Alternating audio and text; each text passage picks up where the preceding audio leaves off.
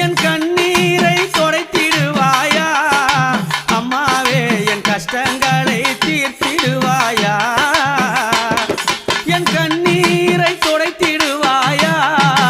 அம்மாவே என் கஷ்டங்களை தீர்த்திடுவாயா